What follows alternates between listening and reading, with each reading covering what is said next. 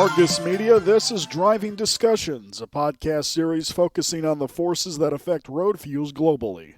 Greetings and salutations once again. I'm Jason Metko, spot ticker reporter here at Argus, and on this episode we're chatting once again with Deputy Editor of America's Biofuels here at Argus, Thomas Dwyer. Today we're focusing on emerging supply chain issues within the rail and waterborne sectors and having a brief catch-up on the latest with RINS and RVO. Tom, good to have you on the presentation again. It's been a while, a lot to catch up on.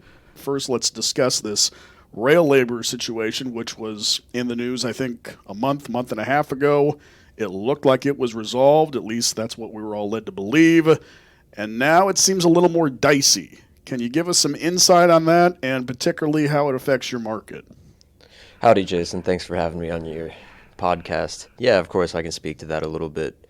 So, right, roughly a month and a half ago, is pretty touch and go if you had anything that moved on railroads, liquid fuels, fertilizers, you name it, because these rail labor unions were negotiating with their carriers for, better conditions and compensation for their employees, and they were on the verge of striking, and it got to the point, at least with ethanol, where there were some railroads that were preemptively halting the shipment of hazardous cargo, such as, fuels and ethanol, because they were worried that a strike was going to hit, and they didn't want that to just be kind of like left on the railroads willy-nilly without anyone to watch it or move it. But a tentative agreement was struck, and it kind of feels like we're out of the woods now, or at least it did at first. But the truth is that these unions still need to go around and ratify the proposed bargain that their negotiators agreed on with these rail carriers. And I understand that one hasn't. They took it up for a vote and said no, right? Right. So earlier last week, a labor union did strike down the agreement. That makes them the second union to do so. So far, 4 other unions have ratified the agreement, but it's not really the speediest process. There's at least one other union that said they will not begin to count votes from their members on whether or not this proposal is to be ratified until 17 November. So that is, the earliest that we might have a solid idea of how this agreement looks in the eyes of the union members who are voting on it. In your market specifically, what are you hearing from your contacts out there? Are they more concerned than anything when it comes to the 17th of November, or is it sort of a wait and see at this point? I think it's definitely a wait and see approach, but if they're going to act like how they did when there was a rail strike impending about, a month and a half ago, we might see a little bit of we might see a few guys get antsy and do some panic buying, and we might see some increased demand, lifting up values there. But it's definitely, I think, more of a wait-and-see approach for the time being. He is Deputy Editor of America's Biofuels here at Argus. The great Thomas Dwyer joins us here today on Driving Discussions. So we've got rail that we're dealing with. Right. We've also got something that I guess also snuck up on many of us, and that's low water levels, particularly in the Big Muddy, they call it, the Mississippi. I guess most people are just shocked that this has happened because it was not reported for so long, and now they're at, I believe, 30-year lows. That's really affected things like barge traffic. Can you speak on how that's playing in your market, sir? That's correct. So water levels along the Mississippi have gotten fairly low recently, to the point where at least one barge has bottomed out transiting the river.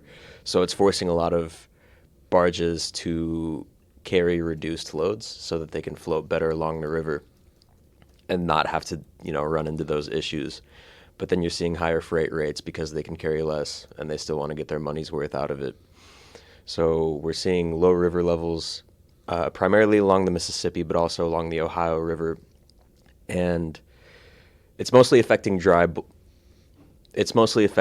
goods, although in the ethanol market, I have seen the spread from Chicago ethanol to U.S. Gulf Coast ethanol actually widen out a little bit, with the Gulf Coast taking on a higher premium because of the increased costs associated with getting it down there. It wouldn't be a talk here on Driving Discussions with Tom Dwyer if we did not talk about RINS and RVO. Understand RVO is coming out next month, right, Tom?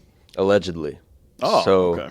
The EPA has reached a settlement with some courts and a stakeholder group called Growth Energy to propose the renewable volume obligation by November.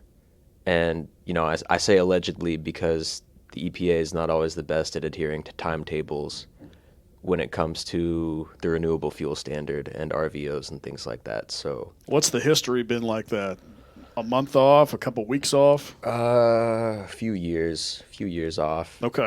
I mean, not that it's their fault. These targets are tied to fuel demand projections, and when you have a pandemic that totally rocks the global economy, it's kind of hard to figure out. It's very difficult to project how fuel demand looks when you're dealing with that. So, things are a little bit more stable now. We're not reeling from a pandemic anymore, but I'll see it when it happens. 2023 is also interesting in terms of RVO because it'll be the first year that there's no government mandated statutes for the EPA to sort of look to as a structure. The EPA will actually be determining these volumes in-house, if you will. 2023 going to be here before we know it. Yeah, it's getting here alarmingly quickly. Thank you, Tom. We appreciate the time. Thank you, sir. Once again, a great many thanks to Tom for joining us. And with that, we've concluded yet another edition of Driving Discussions, a production of Argus Media.